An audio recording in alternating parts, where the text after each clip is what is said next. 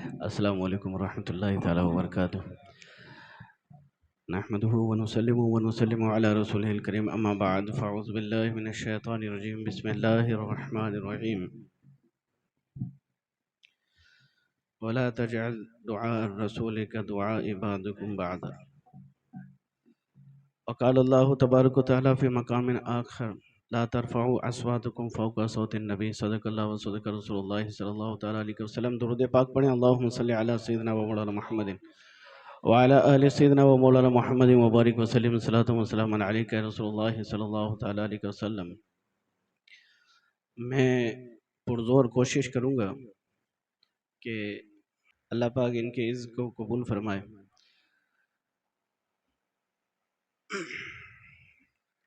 میں کوشش کروں گا کہ وقت پر ساری باتیں مکمل ہو جائیں اور کچھ ایک باتیں آپ کو سمجھا دیں، اور وہ سمجھنا ضروری بھی ہے، اور ضرورت اس بات کی بھی ہے۔ میرے آقا کریم صلی اللہ تعالیٰ علیہ وسلم کا مقدس مہینہ جاری و ساری ہے، اور بلکہ یہ وہ عظیم ہستی ہے کہ ہمارے مشائخ کرام فرماتے ہیں کہ اللہ نے پورا قرآن اتارا ہی نعت مصطفیٰ میں ہے۔ قرآن پورا حضور کی نعت ہی ہے، حضور کی تعریف ہی ہے۔ بے آپ کوئی اہم چیز کسی کے سپرد کر رہے ہیں تو پہلے یہ بھی دیکھتے ہیں کہ سامنے والا بھی اہم ہونا چاہیے۔ کسی غیر امانت دار کو تو آپ بڑی امانت نہیں دے سکتے، تو جتنی عظیم چیز آپ کے پاس ہو اور اس کو کسی کو دینا ہو تو اتنی عظمت والا سامنے والا بھی ہونا چاہیے۔ تو میں یہ کہوں گا کہ دنیا کی ساری کتابوں میں رب کا کلام سب سے افضل والا ہے، تو وہ کلام اللہ جس ہستی کو عطا کرے وہ ہستی بھی افضل والا ہی ہونی چاہیے۔ تو اس مقدس مہینے میں اس نبی کے ذکر سے اپنے آپ کو محسوس کریں۔ لیکن میں آپ کی توجہ اس بات کی طرف مبذول کروانا چاہتا ہوں کہ عموماً لوگ یہ کہہ دیتے ہیں کہ صاحب اذان تو سب ایک سی ہے، قرآن و حدیث سب کے ایک ہی ہیں۔ الحمدللہ صحیح بات ہے کہ ایک ہی ہے، تو پھر یہ جو مولویوں نے الگ الگ راستے کس نے بنانے؟ مولویوں نے راستے نہیں بنائے۔ یہ الگ الگ مسجدیں کیوں؟ یہ الگ الگ مجلسیں کیوں؟ تو بھئی اس کا جواب یہ ہے کہ حضور کے زمانے میں بھی کسی نے مسجد الگ کی تھی، جس میں نماز بھی تھا، جس میں قرآن پاک کی تلاوت بھی تھی، لیکن اس کا مقصد کچھ اور تھا۔ اس مسجد کا مقصد تھا کہ رسول کے دامن سے وابستہ ہونے والے لوگوں کو رسول سے دور کر دیا جائے۔ اس مسجد کا مقصد یہ تھا کہ تاکہ لوگ حضور کی عظمت کا اقرار نہ کر بیٹھیں۔ اس مسجد کا مقصد تھا کہ تاکہ لوگ اسلام کو سمجھنے سے قاصر ہو جائیں۔ اس مسجد کا نام مسجد درار ہے، اور اللہ پاک نے قرآن مجید میں مسجد درار کو مٹانے کا اور ختم کرنے کا حکم دیا۔ تو وہ مسجد کہ جس میں درس دیا جاتا ہو کہ رسول اللہ کچھ بھی نہیں، جس میں توحید کے نام پر یہ پاٹھ پڑھایا جاتا ہو کہ توحید کے نام پر آپ کسی بھی رسول کے بارے میں کچھ بھی کہہ سکتے ہیں۔ اللہ نے قرآن پاک میں ارشاد فرمایا اپنی آوازوں کو رسول کی آواز پر بلند نہ کرو، اور قرآن میں ایک جگہ فرمایا وَلَا تَجْعَلْ دُعَاءَ الرَّسُولِ كَدُعَاءِكُمْ بَعْضُكُمْ بَعْضًا، فرمایا اپنے نبی کو یوں نہ پکارو جیسے تم ایک دوسرے کو پکارتے ہو۔ اب پکارنے میں بیٹا باپ کو بھی پکارتا ہے، اور ادھر صحیح ترین روایت ہے، حضور فرماتے ہیں، جیسے ابھی انہوں نے آخر میں ذکر بھی فرمایا، حضور فرماتے ہیں، فرمایا کہ تم تب تک کامل مومن نہیں ہو سکتے، تو تمہارا ایمان مکمل نہیں ہو سکتا۔ وہ لوگ جو شاید यूट्यूब पर बैठ करके डॉक्टर असरार को भी सुनते होंगे, जाकिर नाइक को भी सुनते होंगे, ये इंजीनियर मिर्जा को भी सुनते होंगे। मैं उनसे कहूंगा कि अगर वाकई में तुम्हारे दिलो दिमाग में इंसाफ जिंदा है तो नबी की इस बात को सुनना जो तुम्हारे ईमान और तौहीद का नाम लेकर के रसूल की शान में कुछ का कुछ बक देते हैं। मेरे नबी इरशाद फरमाते, तुम में से कोई तब तक मोमिन हो ही नहीं सकता जब तक कि वो मेरी जात से, अपनी औलाद, अपने वालिदैन और पूरे कायनात के लोगों से बढ़ करके मुझसे मोहब्बत ना करे। हजरत उमर फारूक एक मरतबा हजरे बारगाह रिसालत मआब हुए, अर्ज की, या रसूलल्लाह, मुझे कायनात में हर शे से आप महबूब हैं सिवा मेरी जान के। अब उनका अपना एक इज्तिहाद था, उनकी फिक्र थी कि भी जान बचाना फर्ज है। तो कहा, या रसूलल्लाह, सिवा अपनी जान के हर चीज से आपको ज्यादा मोहब्बत रखता हूं, महबूब रखता हूं। हुजूर ने फरमाया, ए उमर, अभी ईमान नहीं। फरमाया, ए उमर सुनो, तब तक कोई मोमिन कामिल नहीं हो सकता जब तक कि कोई अपनी जान से भी बढ़कर मुझ मोहम्मद से मोहब्बत ना करे सल्लल्लाहु ताला अलैहि वसल्लम। अब मुझे ये बताएं कि एक बेटा है, दो बेटे हैं एक ही घर में, एक अपने बाप को कहता है तेरी औकात क्या है, तेरी हैसियत क्या है। दूसरा बेटा कहता है यार थोड़ा ही तो शर्म कर, तेरा बाप लगता है ये। क्या बाप हुआ तो क्या हुआ, सही तो कहता हूं, मेरी बाप की हैसियत क्या, औकात क्या है। आप उसको एक्सेप्ट करेंगे? कैन यू बिलीव कि एज इट इज अल्फाज हुजूर पाक के बारे में कहे गए हैं, किताबों में लिखे गए हैं।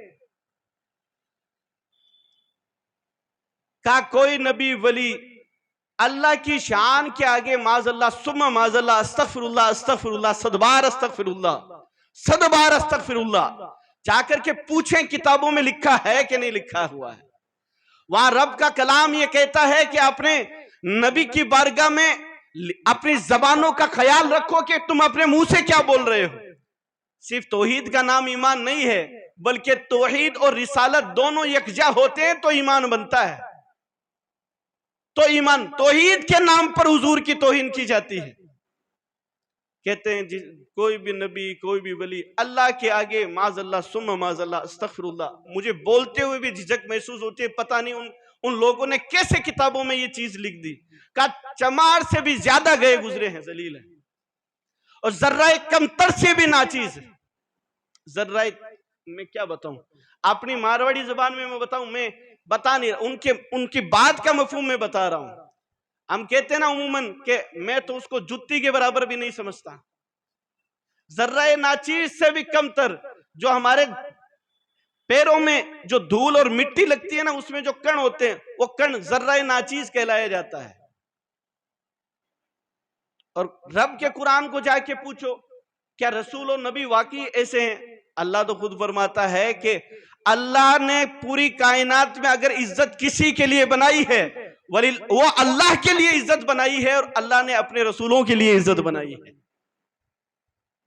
आप इसको यूं समझें कि मैं ये कहूं कि हाफिज आरिफ साहब हैं, ये हाफिज साहब हैं, क्या नाम है साहब?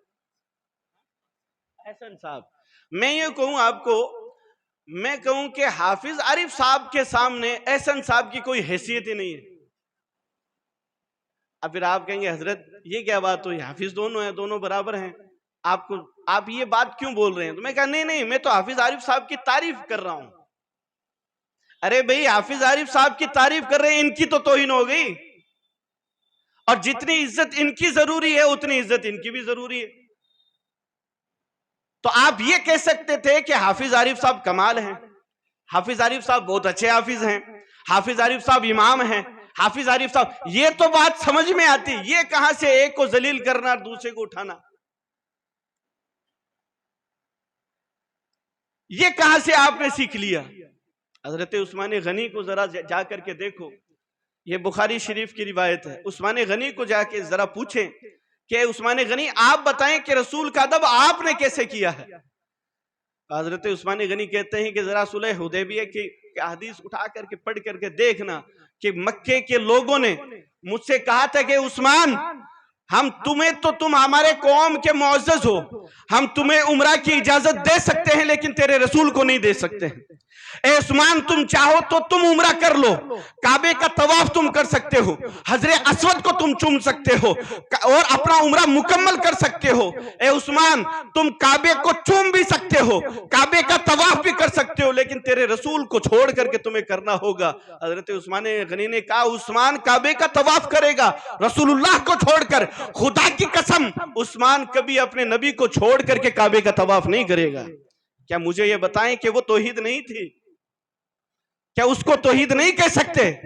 میں یہ کہوں گا کہ تمہاری توحید اپنی جگہ، حضرت عثمان غنی جیسا جو ہے موحد کوئی نہیں بن سکتا ہے، جن کے در کی خیرات سے ہم لوگ ایمان بنے۔ حضرت عروہ بن مسعود غالباً تھے یا کوئی اور صحابی تھے، بخاری شریف کی روایت ہے، فرماتے ہیں کہ لوگوں نے ان کو بھیجا کہ جا کے پتا کرو کہ ان محمد کے صلی اللہ تعالیٰ علیہ وسلم کے غلاموں کے پاس ایسا ہے کیا، کوئی بڑی فوج ہے، کوئی بڑی طاقت ہے؟ ہمارے پاس اتنے آدمی، اتنے سپاہی، یہ لڑنے کے لیے آ جاتے ہیں۔ ذرا پتا تو کرو کہ وہ آ رہے ہیں، پتا تو کرو کہ وہ ہیں کیا ان کے پاس طاقت۔ کوئی نیا ہتھیار انہوں نے ایجاد کر لیا، کوئی نئی طاقت ان کے پاس آ گئی ہے کیا؟ کیونکہ مکے والوں نے دیکھا تھا کہ ان کے غلام اور وہ محمد مصطفیٰ صلی اللہ تعالیٰ علیہ وسلم ان کے آقا پیٹوں پہ پتھر باندھا کرتے تھے۔ وہ جن کے پاس کھانے کو کھانا نہیں، پینے کو پانی نہیں، وہ اتنی بڑی فوج سے لڑنے کے لیے آ رہے ہیں، آخر ہے کیا ان کے پاس؟ جاسوسی کرنے کے لیے گئے تو وہ واپس آئے، قوم والوں سے کہا کہ سنو، میں تمہیں کہتا ہوں کہ اس قوم ان دیوانوں سے تم لڑنا مت، ان عاشقوں سے تم لڑائی مت کرنا، ان دیوانوں سے الجھنا مت۔ کہا کہ کیوں بھئی، کوئی بڑی طاقت ہے ان کے پاس، کوئی بڑی فوج لے کر کے آ رہے ہیں، کوئی بڑا ہتھیار انہوں نے ایجاد کر لیا؟ کہا نہ ان کے پاس بڑا ہتھیار ہے، نہ ان کے پاس کوئی بڑی طاقت ہے، نہ ان کے پاس کوئی بڑی فوج ہے۔ اگر ان کے پاس کوئی ہے تو سب کچھ ان کا محمد مصطفیٰ ہے، سب کچھ ان کا نبی ہے۔ اور میں نے اپنی آنکھوں سے دیکھا کہ وہ اپنے نبی سے اس قدر محبت کرتے ہیں، یوں ٹوٹ کر کے محبت کرتے ہیں کہ ان کا نبی اگر وضو کرتا ہے تو ان کو یہ تک گوارا نہیں ہوتا کہ ان کے جسم سے لگا ہوا پانی زمین پر گر جائے۔ وہ اپنے ہاتھوں پر، اپنے چہروں پر اس نبی کے جسم سے لگا ہوا پانی کو لگا لیتے ہیں۔ کیا وہ توحید والے نہیں تھے؟ کیا ان کے پاس ایمان نہیں تھا؟ کیا وہ مومن نہیں تھے؟ مجھے بتاؤ قرآن کی کس آیت سے ثابت ہے کہ جو ہے وضو کا پانی نیچے گرے تو سر پہ مل لیا جائے؟ اور ایک نبی پر فرض ہوتا ہے جب شریعت کے خلاف کام ہو تو وہ علل اعلان کہے۔ نبی نے ٹوکا نہیں۔ کہتے ہیں کہ اگر وہ نبی اپنا لعاب مبارک جس کو ہم اپنی زبان میں اپنے لیے جب بولتے ہیں تھوک بولتے ہیں، تھوک، کہا وہ نبی جب اپنا لعاب مبارک باہر نکالتا ہے، کہا ان کو یہ تک گوارا نہیں ہوتا کہ وہ لعاب بھی زمین تک پہنچے، اسے بھی اپنے ہتھیلی پہ لے کر کے چہرے پہ مل لیا کرتے ہیں۔ ایسی محبت ہے تمہیں؟ ایک آدمی نے یہ کہا یہ جو تم نماز میں رسول کا خیال لاتے ہو، نماز بے شک اللہ کی عبادت ہے، کہا نماز میں رسول کا خیال لانا، حضور کے بارے میں سوچنا، حضور کا خیال کرنا، فرمایا یہ تمہارے بیل گدھے، بیل مطلب نارا، تمہارے بیل گدھے اور زنا کے خیال سے بھی زیادہ برا ہے۔ اٹھا کے دیکھیں کتابیں، ہماری عوام تو یہ کہہ دیتی ہے کہ صاحب جو ہے یہ کیا تو تم دیوبندی وہابی کرتے رہتے، ہم نہیں کرتے۔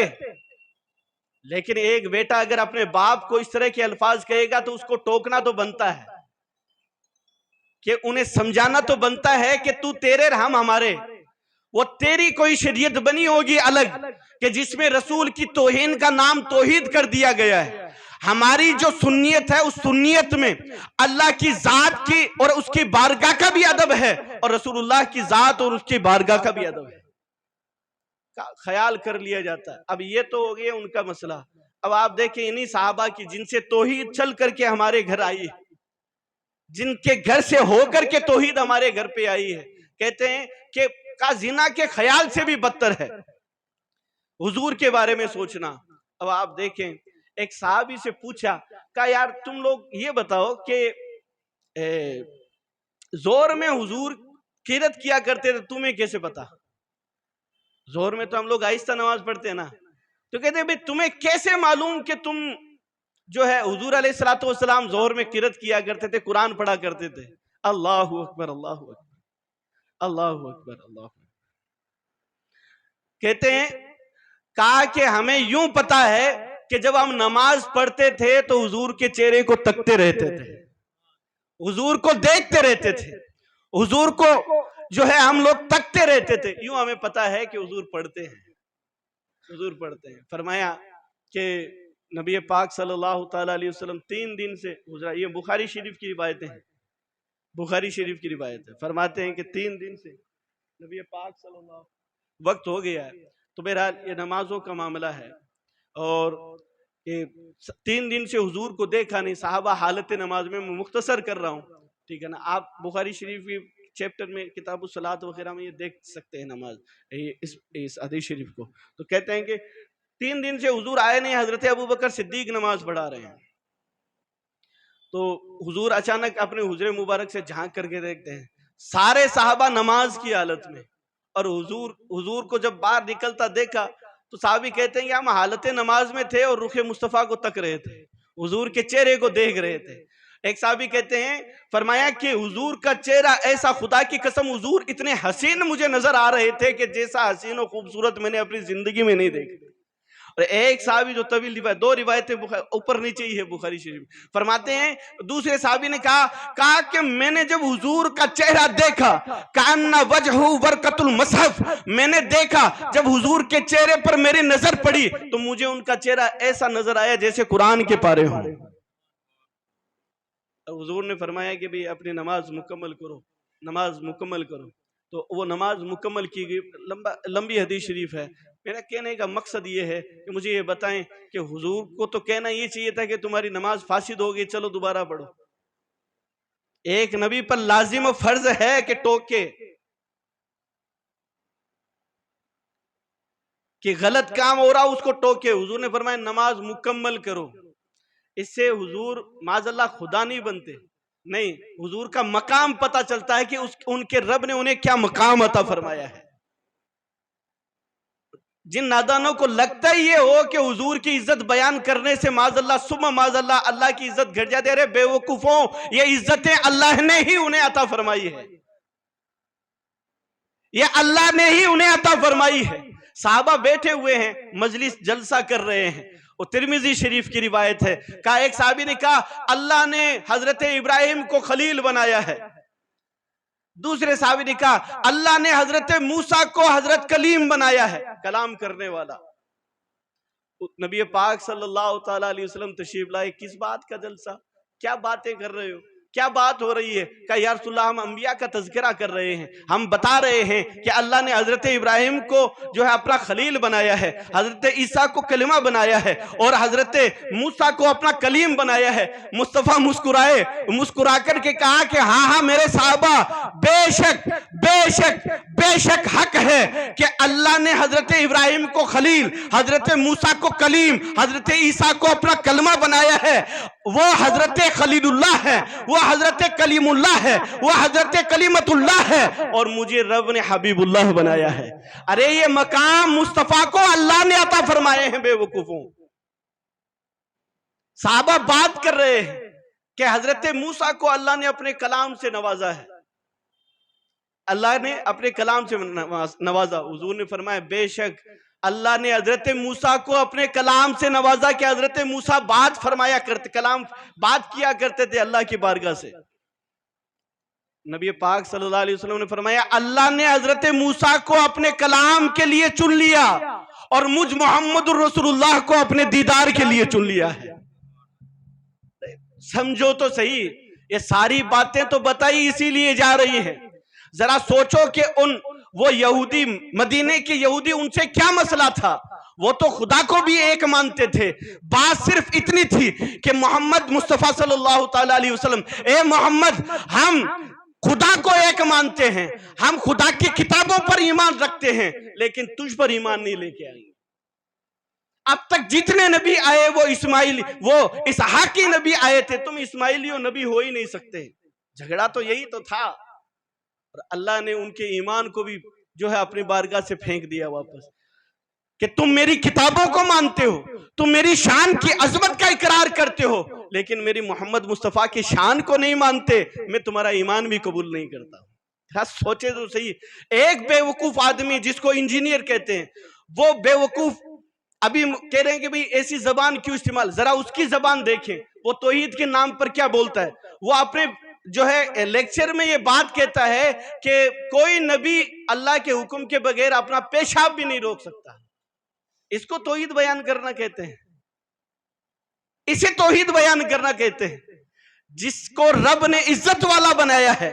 تم اس طرح سے ان کے بارے میں بات کرتے رہے بے وقوفوں، خدا تمہارے ایسے ایمان کو کبھی قبول نہیں کرے گا کہ جس ایمان میں تم اللہ کی شان کا تو اعتراف کرتے ہو، لیکن اسی اللہ نے جس نبیوں کو عظمت اور عزت والا بنایا اس کی عزت کا اقرار دھجیاں اڑاتے ہو۔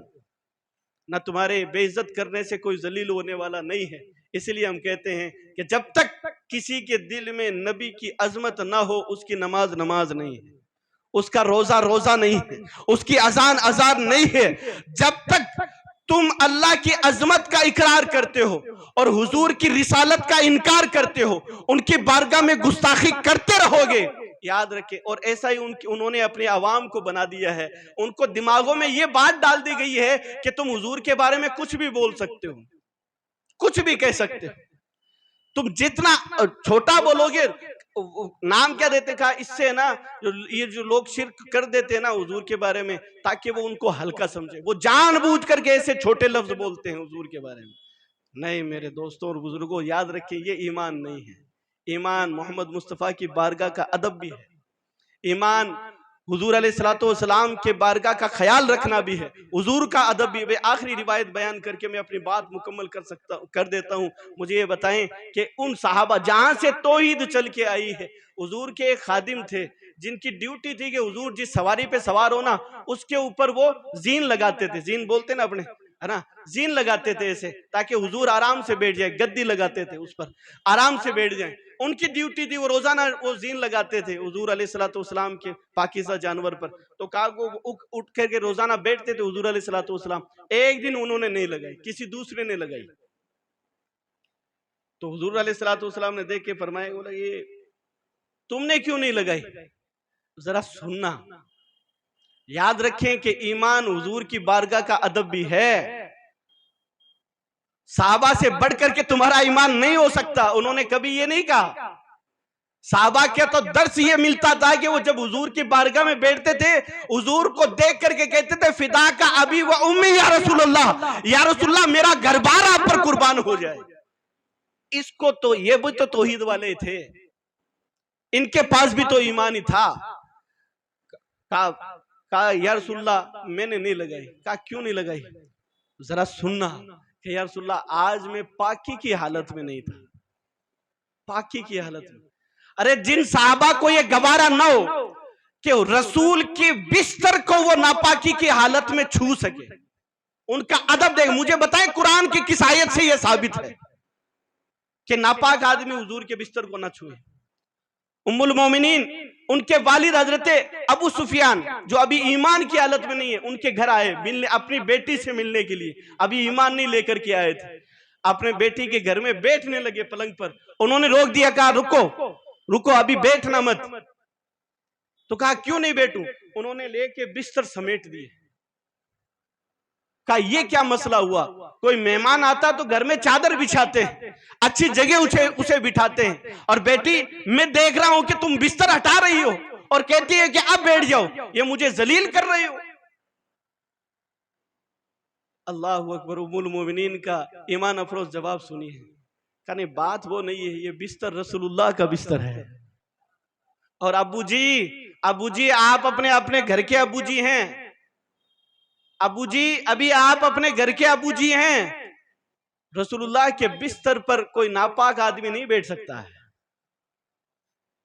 ذرا سوچیں، اس کو بھی تو توحید کہتے ہیں۔ نوجوانوں، میں نے کل بھی کہا تھا اور آج بھی ببانگے دوہل کہتا ہوں، खुदा की इज्जत की कसम, रब्बे काबा की कसम, रब्बे मुस्तफा की कसम, रब्बे कुरान की कसम, शर्क व गर्ब में, शुमाल व जनूब में, जमीन व आसमान में, अगर कोई मजहब सच्चा है तो मजहब अहले सुन्नत वल जमात सच्चा है, जिसको मसलक आला हज़रत कहा जाता है आज के दौर में।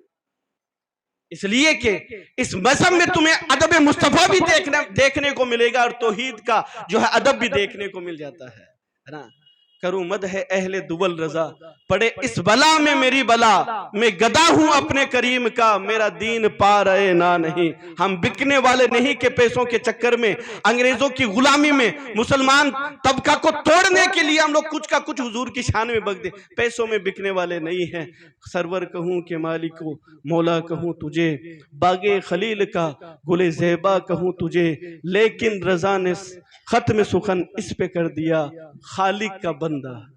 या रसूलल्लाह आप अल्लाह के बंदे हैं, खल्क का आका कहूं तुझे, या रसूलल्लाह आप अल्लाह के महबूब तरीन बंदे हैं और हम सारी रब की मखलूक के आका हैं। अल्लाह रब्बुल इज़्ज़त ने आपको इज़्ज़त वाला बनाया। अल्लाह पाक मरहूम की मोहब्बत को कबूल फरमाए और उनकी कब्र पर रहमत व अनवार की बारिशें फरमाए और उनकी बाल बाल की मग़फ़िरत फरमाए, घर वालों को सब्र अता फरमाए। अस्तग़फ़िरुल्लाह रब्बी मिन कुल्लि ज़ंबि व अतूबु इलैहि व मा अलैना इल्लल बलाग।